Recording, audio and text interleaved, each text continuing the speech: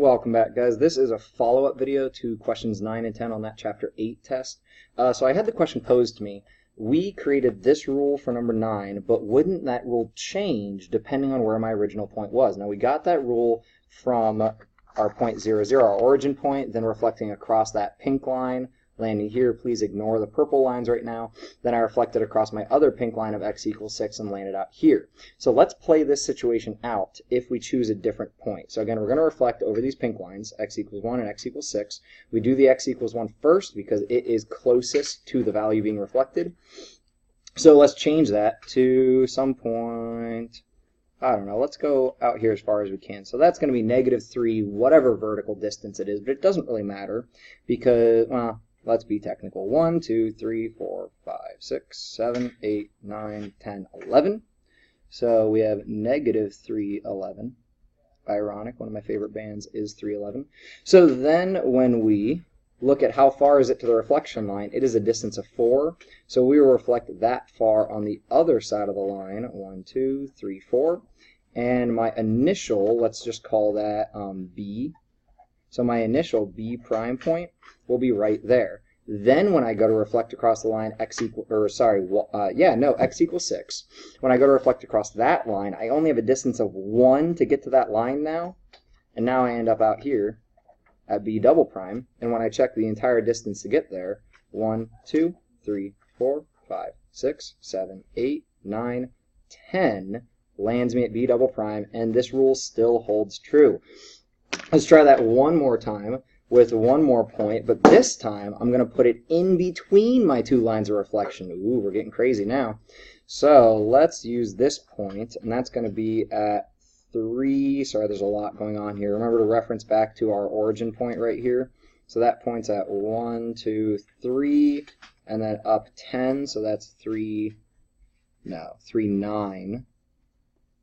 So if I reflect across the line x equals 1, that distance to get to my pink line is a distance of 2. So I reflect that distance on the opposite side. And this would be, let's call that C. So this is my initial C prime. Then to reflect the line x equals 6, I got to figure out what's my distance over to this line. Well, that's pretty far. So if I count 1, 2, 3, 4, 5, 6, 7, I now have to go 7 on the opposite side. So 1, 2, 3, 4, 5, 6, 7. And this will land my C double prime. And again, from my initial C to my end point C double prime is a translation 10 units to the right. So this rule does hold true regardless of horizontal or vertical position of the initial point.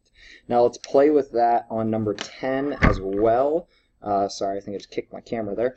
On number 10, we were translating 1 up and then reflecting the line y equals 2. So we were using this line y equals 2, translating 1 up first. I'm going to shift over a little bit to make life easier. Let's untape that. Let's come over here. So all I need is this purple line and to be able to do a translation. So ignore all the nonsense happening over here. Let's choose a new point. We used -3 last time, so let's choose one that's closer to the axis, but I can't use light blue if I'm going to do that. So yeah, let's use this darker purple or whatever this is.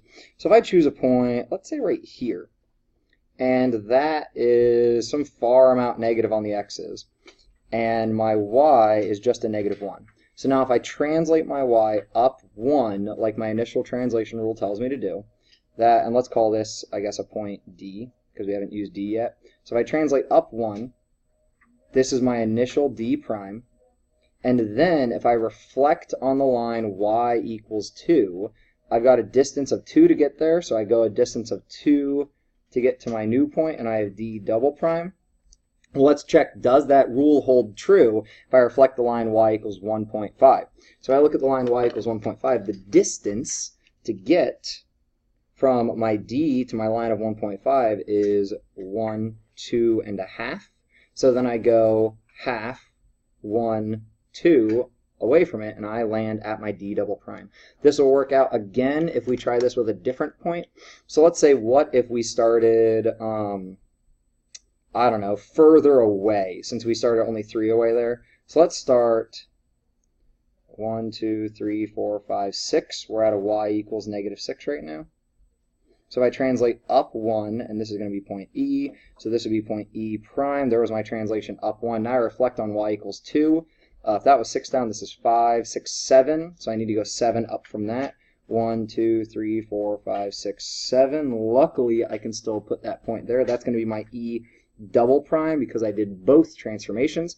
Let's check if that will work off my line of y equals 1.5, since that's the rule that we had notated the first time. So from E to the line of 1.5 is a distance of 1, 2, 3, 4, 5, 6, 7 and a half.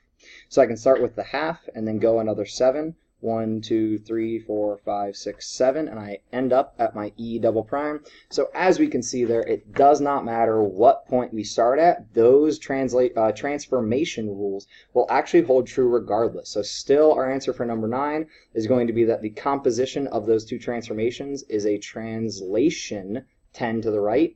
And still for number 10, we're going to say the composition of this translation and reflection, remember the translation first, will be just a reflection across the line of y equals 1.5. Now again, there are other ways that we can express these. We can, instead of reflecting, we could talk about a translation. Instead of translating, we can talk about a reflection. We can do some other options, but we always want to check, will that hold true for other points? Hopefully this clarifies some of the translation or transformation composition rules. And if you still have questions, please reach out again. I'll continue to make more videos. Have a great day, guys.